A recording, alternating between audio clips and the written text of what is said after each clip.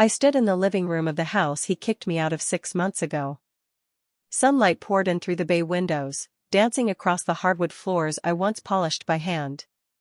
And there he was, on the other side of the door, Brian, looking older, thinner, and far more lost than I remembered.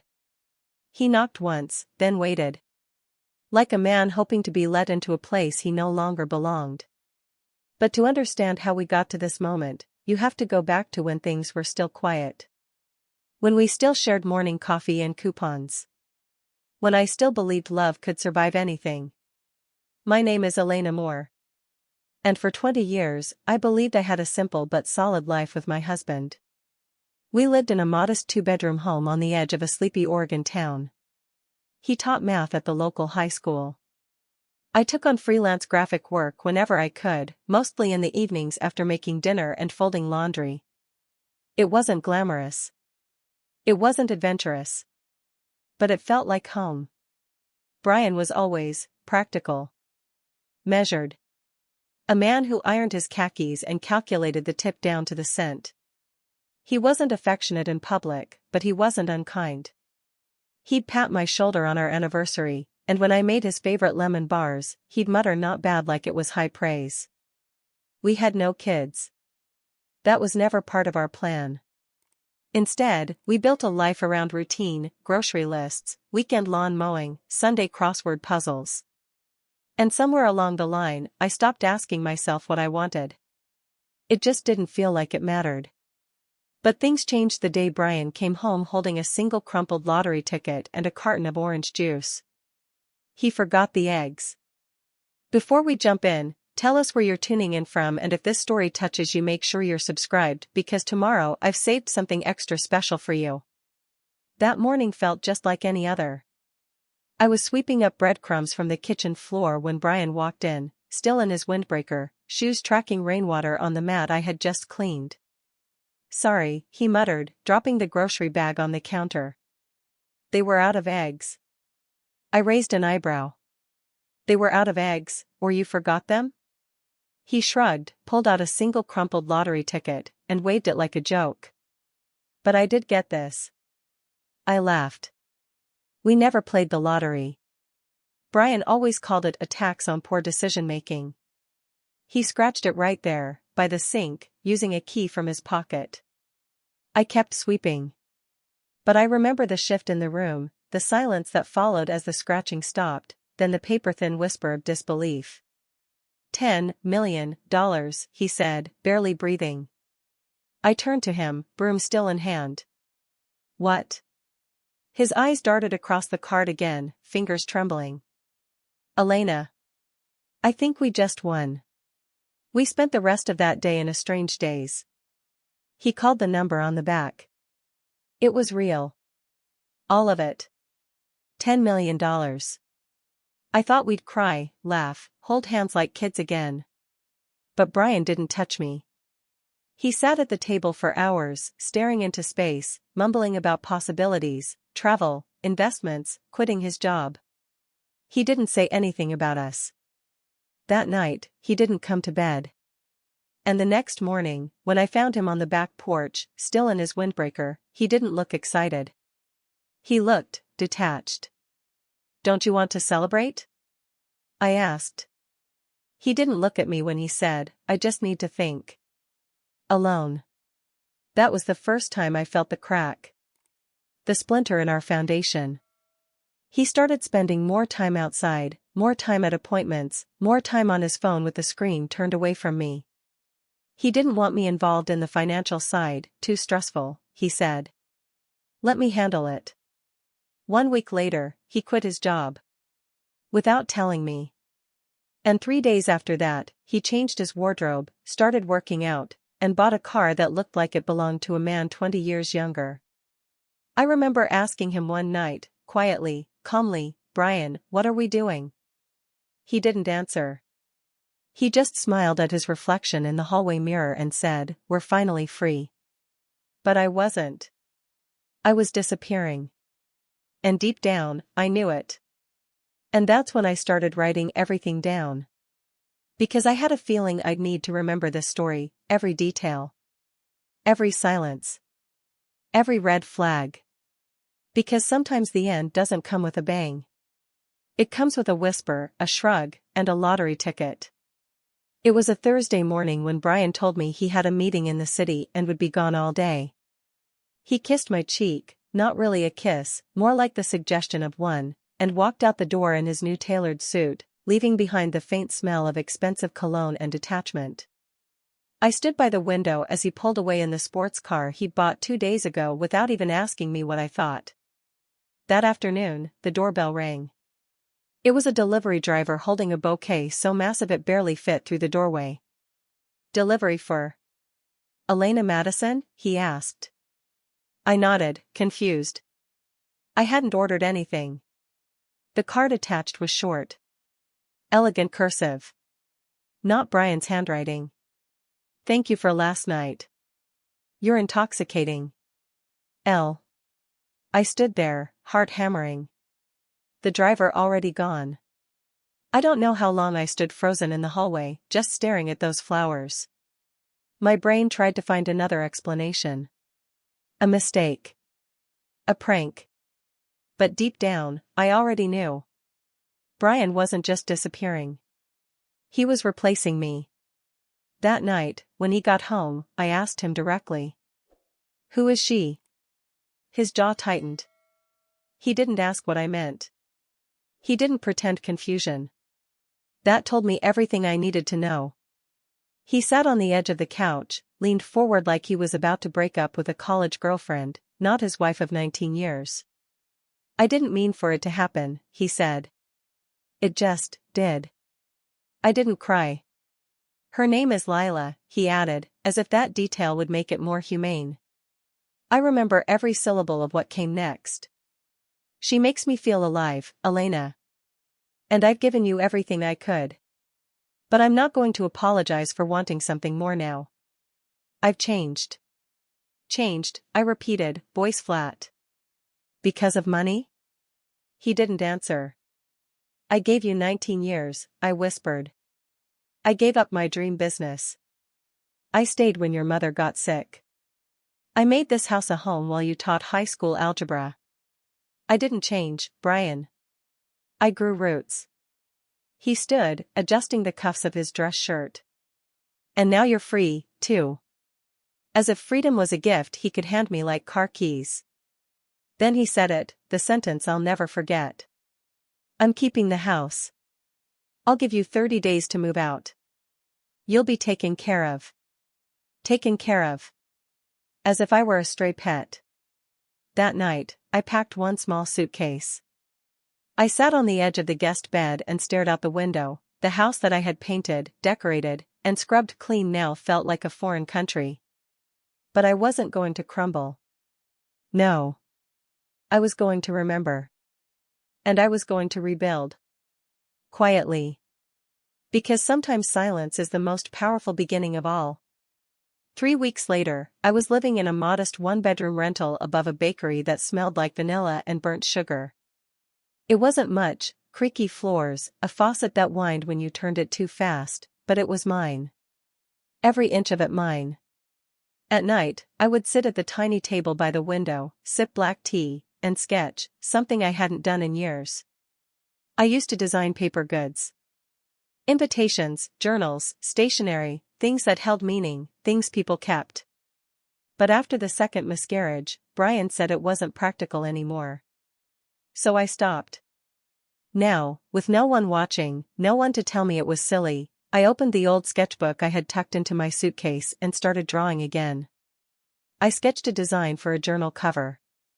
Then another. Then a set of thank you cards with watercolor roses and embossed gold lettering. The first sale happened almost by accident. I posted a picture on a private Facebook group for local creatives, and a woman named Melissa messaged me within the hour. "Do you sell these?" she asked. I hesitated, then typed, "Yes." She ordered a dozen. Paid in advance. I packaged them with tissue paper and a handwritten note. My hands trembled as I sealed the envelope, like I was sending a piece of myself out into the world again. That night, I cried. Not because I was sad, but because I had done something without permission, and it felt like breathing for the first time. I called my old friend Dana, someone I hadn't spoken to in years. "You're alive," she laughed through the phone. "I thought Brian made you disappear." "Not quite," I said. "But close." We met for lunch 2 days later, and by the end of our meal, she offered me a space at her upcoming Makers Fair downtown. "You need to show these," she said, holding up a sample of my work. "They're beautiful. And people want to buy from someone real. Someone like you." I smiled. I hadn't been called real in a long time. That weekend, I printed business cards on recycled craft paper and called my shop Golden Hour Papyri, because golden hour was when I always felt most like myself. The night before the fair, I laid out my samples and price tags on the kitchen floor and realized, I didn't feel like someone who'd lost everything. I felt like someone who was just getting started. The morning of the fair, I arrived early with a folding table, a stack of samples, and a flutter in my chest that I hadn't felt since I was in college. People were already setting up booths, jewelry makers, candle sellers, a man selling wood-burned coasters. I picked the far corner, next to a woman named Rena who sold handmade soaps that smelled like sage and lavender. It was quiet for the first hour. A few people walked by, glanced, smiled politely. I told myself I'd be okay even if I didn't sell a thing. I just wanted to try. Then a woman stopped. Picked up a card. "Did you make this?" "Yes," I said, a little breathless. She nodded. "It feels personal." By noon, I had sold 5 sets. By 3 p.m., I was down to my last box. Dana stopped by mid-afternoon, coffee in hand. "Told you," she grinned. "You're going to need more stock." I laughed, but my eyes welled up. "I can't believe people actually want something I made." "Believe it," she said. "And raise your prices." The real surprise came just as I was packing up. A woman in a navy coat approached, hesitant. "Are you the owner of Golden Hour Papyri?" I nodded. She smiled. "I'm a product scout for a boutique in the Hudson Valley. We're looking for small batch, story-driven goods. Would you be open to a wholesale partnership?" I must have blinked 100 times before answering. Yes. Yes, absolutely. On the subway ride home, I couldn't stop smiling. My fingers were ink-stained and my feet ached, but I didn't care. When I got home, I found an envelope on my doorstep. No name. No return address. I opened it carefully, and froze. Inside was a single check. From Brian. $10,000. And a note, "You deserve more than I gave you." I was wrong. I didn't know what stunned me more, the money or the apology. I folded the note, placed it in the back of my sketchbook, and stared at the check. Then I put it in the drawer. Not because I didn't need it, but because I no longer needed him. That night, I couldn't sleep. Not because of anxiety like the old days, but because my head was spinning with ideas, new card collections, a collaboration with Rena for a seasonal gift box, maybe even a small studio space outside my apartment. At 3 a.m., I got out of bed and stood by the window, looking out over the quiet street. There was something peaceful about it. A silence I hadn't felt in years. The kind that comes not from absence, but from presence, being fully in your life, no longer waiting for someone else to fill it. The next morning, I met with Dana over tea. "I got a check from Brian," I told her. 10 grand. Dana raised an eyebrow. "You gonna cash it?" "I don't know," I said honestly. "It's not that I'm angry.